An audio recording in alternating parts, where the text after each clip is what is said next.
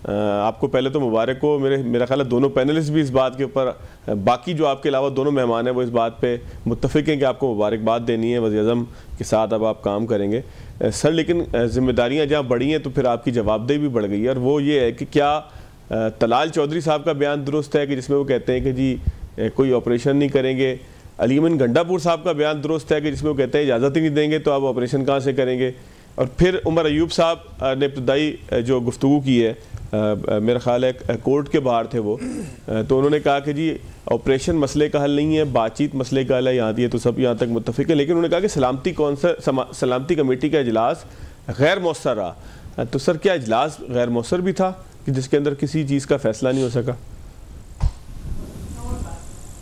बिस्मिल्लाहिर्रहमानिर्रहीम, बहुत शुक्रिया Fawad, thank you very much, मुबारकबाद देने के लिए भी शुक्रिया। सबसे पहले बात तो ये है कि जो उमर अयूब साहब हैं वो इस सारे मामले में अब इर्रेलेवेंट हो चुके हैं, वो अब गैर ज़रूरी हैं और गैर मुतालिका हैं। उसकी वजह यह है कि वो आज जो कहीं पे भी खड़े होकर मीडिया से गुफ्तगू करते हैं या टीवी टॉक शो पर बैठकर बात करते हैं या किसी प्रेस कॉन्फ्रेंस में करते हैं, यही बात, यही मुद्दा उनको चाहिए था कि वो नेशनल सिक्योरिटी कमेटी की मीटिंग में जाते और वहाँ पर देते, भले इससे ज़्यादा सख्त वो मौक़िफ़ देते, लेकिन अब उनका कोई काम नहीं रहा।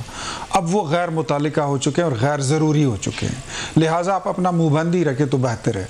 जहाँ तक आपने बात की इसकी तलाल चौधरी की और अली अमीन गंडापुर की ऑपरेशन की, तो देखिए तलाल ने बात बिल्कुल ठीक की है, मैं उनकी बात को इंडोर्स करता हूँ और पूरी जिम्मेदारी के साथ कि कोई नया ऑपरेशन नहीं होने जा रहा, अमन बहाल करना है एट एनी कॉस्ट। अगर पीटीआई ये समझती है कि ये अमन बातों से, डायलॉग से बहाल हो सकता है तो आ जाते, बैठ जाते और ये मशवरा उधर दे देते और हम आपको आगे कर देते। हमें तो पता है कि आपके जो BLA है, TTP है, दहशतगर्द तंजीमें हैं, आपका बहुत अच्छा लाइज़ॉन है उनके साथ, बहुत अच्छा लाइज़ॉन है, बड़े अच्छे राब्ते हैं। 5-7 हज़ार फैमिलीज़ को आप आबाद करने के लिए 2021 में आप अपनी हुकूमत में लाए भी थे।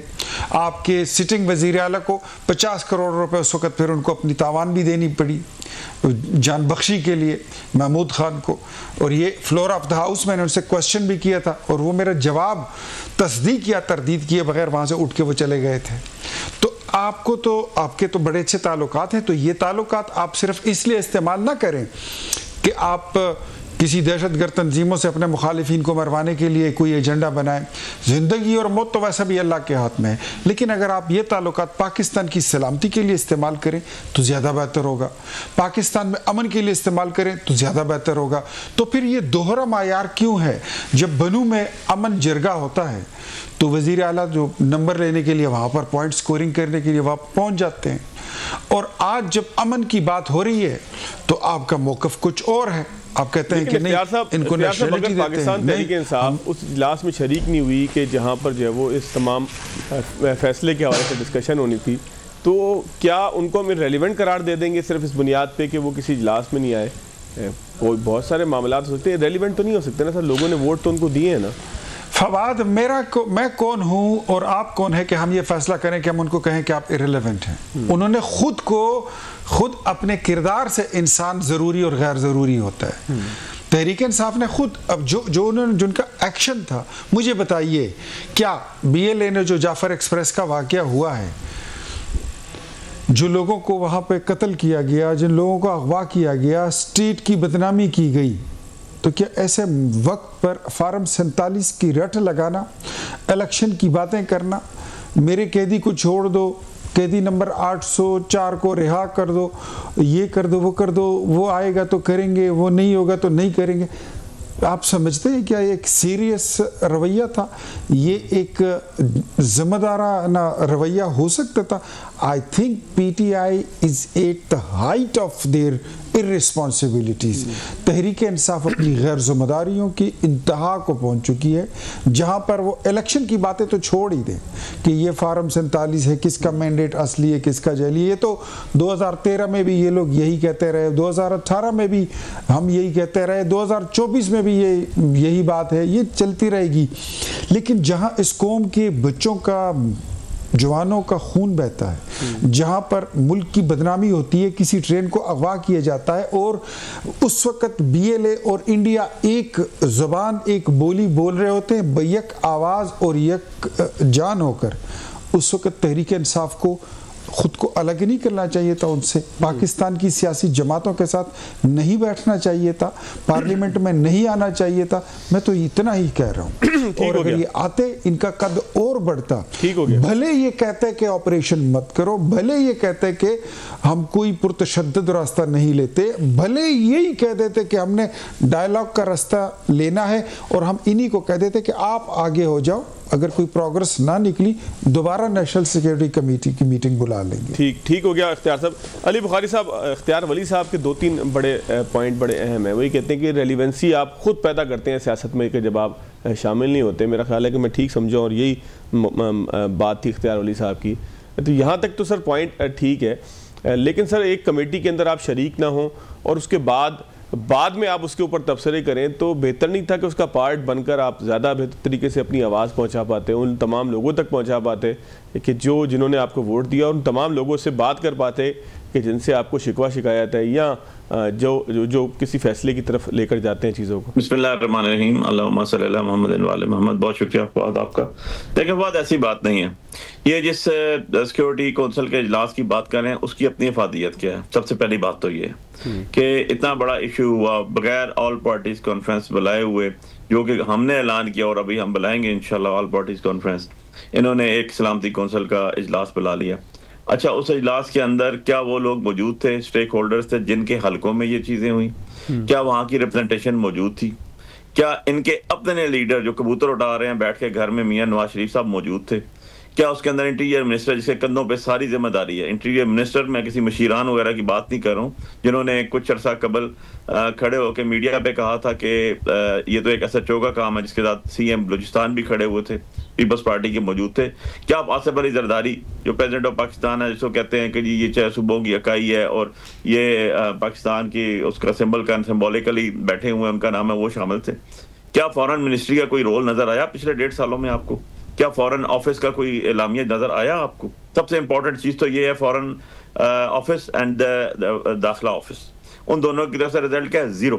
और आप कहते हैं कि अफादियत होगी मीटिंग में, लोगों से आपकी ना जाने से आपको फर्क पड़ेगा? कोई फर्क नहीं पड़ता। बात यह है कि हम अवामी पार्टी हैं, हम लोगों के अंदर मौजूद हैं और बड़े आराम से इख्तियार वली साहब ने सारा मलबा उठा के हम पे डाल दिया कि हमने बात किया, हमने क्या। भाई हमारे दौर में तो एक ड्रोन हमला नहीं हुआ, आपके दौर में तो अगर आप पीपल्स पार्टी का दौर देख लें 2007 to 2013 और 2013 to 18 देख ले, 3 फिगर्स कह रहा हूँ, सब्जेक्ट टू कंफर्मेशन चेक कर लीजिएगा। 150, 400, 300 ड्रोन हमले हुए हैं इनके दौर में, हमारे में तो एक भी नहीं हुआ। दहशतगर्दी का एलिमेंट देख लें, हमारे दौर में सबसे कम तरीन आया। बात यह है कि आप आज इंडेक्स उठा के देख लें, जो आज की रिपोर्ट है, आज की मैं आज मार्च 25 की बात कर रहा हूँ, तो आपको पता चलेगा कि पाकिस्तान है नंबर 2 जो दहशतगर्दी की लपेट में दुनिया में, और नंबर 7 पे अफगानिस्तान है। कौन सी हमारी दहशतगर्दी हो रही है? चाइना में, कौन सी इंडिया में, कौन सी ईरान में, कौन सी अफगानिस्तान में? सो meaning by this is absolute failure on the part of the government. Government ना अहल भी है, ना लायक भी है और कॉम्पिटेंट भी नहीं है, इनको पता ही नहीं है कि करना क्या है। और इसके आगे मैं एक आपको बड़ी हैरतज़दा बात बताऊं, उन्होंने बड़े आराम से कह दिया कि फॉर्म 47 और 45, भाई लोगों की रिप्रेजेंटेशन होगी तो लोगों से बात ही करेगी। अगर वो जारी तरीके से फॉर्म 47 से बैठे होंगे तो उनको कोई परवाह नहीं है कि किसी बंदे से जाके बात करनी है, किसी के जनाजे पे जाना है, किसी की खुशी में शामिल होना है। 2025 के अंदर पाकिस्तान के अंदर 21वीं सदी के अंदर ट्रेन पूरी की पूरी है। सुन लेना आप, मेरी बात सुन ले पूरी।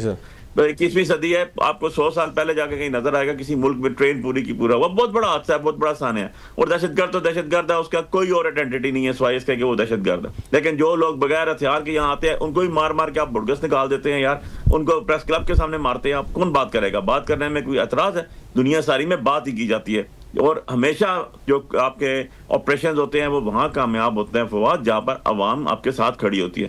एंटी अवाम कोई आज तक मुझे एक एग्जांपल बता देना जहां कहीं कामयाब हुई हो। और जो ये बार बार एक अलाप जपते हैं कि हमने अब बात किया, हमने ये किया, भाई इस तरह मैं चला जाऊं तो सबसे पहले तालिबान बनाए किसने? Nasirullah Babar Khan was the interior minister 1996 Peoples Party की गवर्नमेंट थी। अगर मैं इस तरह तारीख का हिस्सा बताऊं तो सबसे पहले जो है बलूचिस्तान के अंदर एयर अटैक्स और अटैक कब हुआ, it was also Peoples Party government थी 70 की दहाई में। तो भाई आगे आ जाओ, आज के दौर में आ जाए। आपने 40 साल हुकूमत की है ऑफ एंड ऑन, ये आप लोगों की ऑफ शूट्स हैं। 3-3.5 सालों में ये सारा गंद नहीं लपेटा हुआ एक जगह पे आ गए और हम जिम्मेदार हो गए। आप ऑनेस्ट होएं, आप डिग्निटी के साथ बात करें। हमने कहा क्या था आपको, हमने कहा था कि पाकिस्तान की सबसे बड़ी पार्टी है पीटीआई। हमने 265 हल्कों में लोगों को टिकट दिए, किसी पार्टी ने पाकिस्तान में नहीं दिए। नून के 209 टिकट्स हैं, जरा चेक कर लीजिएगा इसके।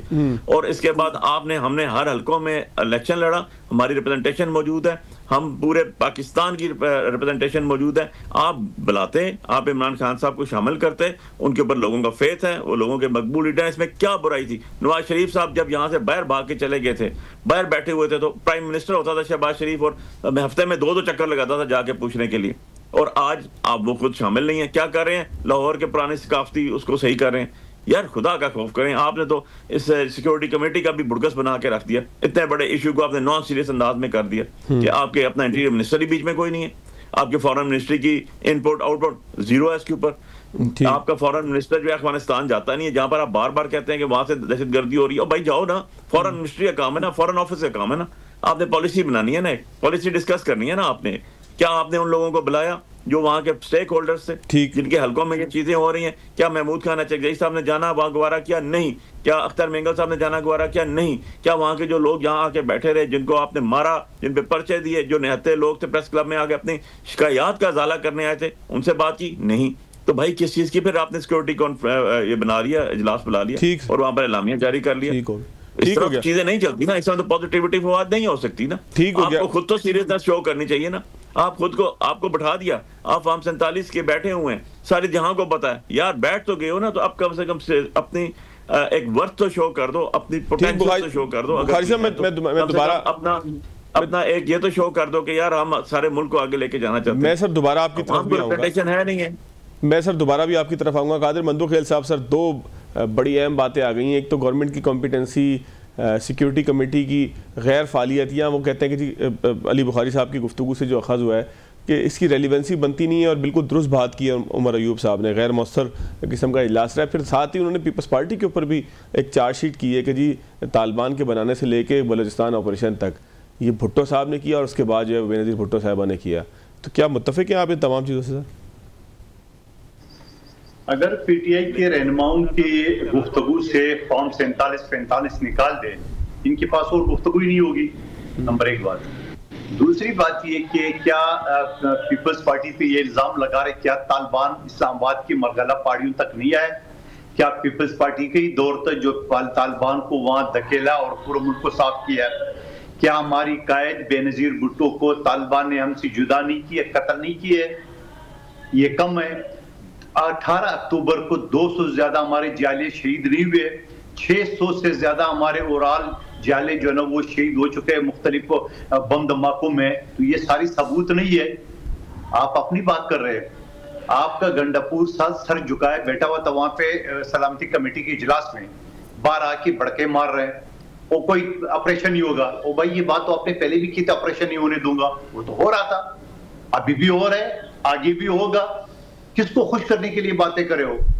क्या महमूद शाह जो तजिया निगार है, उसकी वीडियो, पश्तून एनालिस्ट है डिफेंस का, उसका वीडियो शामिल है, अख्तियार उरी साहब जानता है उसको। उसने कहा कि एक टीटीपी डीआई खान है, एक टीटीपी गंडापुर ग्रुप के नाम से। क्या आज भी गंडापुर तालिबान को बता नहीं दे रहे? क्या आपकी पूरा का पूरा हुकूमत पिछले कई सालों से तालिबान को बता देने के ऊपर कायल नहीं है? क्या जो बन्नू जेल टूटा, एक फायर नहीं हुआ, एक ताला नहीं टूटा, और वो 400 मुजरिम लेके गए और शरबत पी के खून किए, मीडिया को हम खैर खैरी से पहुंच गया? ये किसका दौर है? इल्जाम हम पे लगा रहे, पाल रहे हो खुद। क्या आपके सरबरा के नाम तालिबान खान नहीं रखा गया था? क्यों रखा गया था? आज भी आपका जो वजीर आला है वो ये कहता है कि ये तो रटा रटा है, पूरा सलामती कमेटी का इजलास था। तो भाई अगर रटा रटाए थे, जो बढ़के आप बाहर मार रहे हो तो अंदर बोल लेते ना। वो आर्मी चीफ बैठा हुआ था, वो कौम का बाप जिसे आप कहते हो, आपके रहनुमा, वो कौम के बाप को बता देते ना कि बाबा ये गलत कर रहे हो, ये सही है।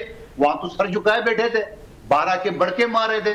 और फिर उसके बाद आप जो बात कर रहे हो कि हमें शमूलियत नहीं दी हमारी। आपने 14 लोगों को जब लिस्ट दी, किससे पूछ के दी है? क्या इमरान खान की मुशावरत नहीं शामिल थी? और रात 10:30 बजे आपने न्यूज चला ली है कि हमें इमरान खान से मिलाया जाए। रोज तो मिलते हो। फिर मैं कहता हूं गवर्नमेंट के पार्ट पे यहाँ गलती है, उनको खड़ी करना चाहिए 55 सीटों वाली बस। ला जाओ भाई, जिससे जाना है आइडिया ले चला जाओ, ताकि इनके ये पोल भी खुल जाता। और पोल खुल गया, उसी शाम को खुल गया। ये सारे जो रहनुमाओं ने प्रेस कॉन्फ्रेंस की कि खान को पेरोल पे रिहा करो। और कौन सा पेरोल? अली बुखारी साहब वकील है, ये मुझे बताया कानून। जिसका माँ बाप मर जाता है ना, उसको चेहरा दिखाने के लिए पेरोल पे रिहा करता है।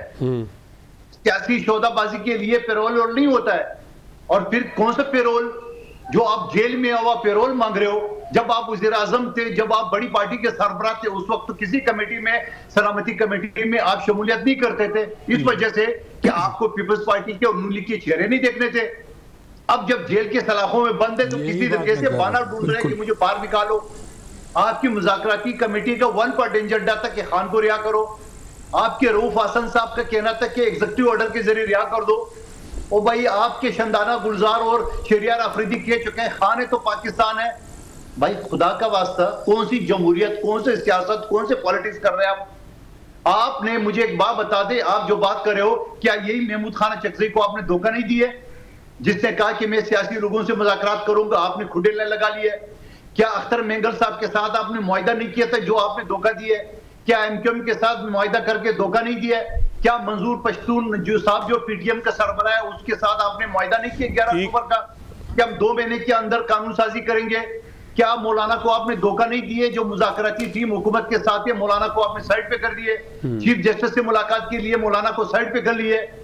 ओ भाई, आपके अपनी पार्टी के अंदर 75 धड़े, पहले उसका इतिहास तो बनाओ, ग्रैंड अलायंस, उसके बाद आप ईद के बाद अलायंस की बात करें। सबको तो धोखा दे चुके, आप कौन करेगा?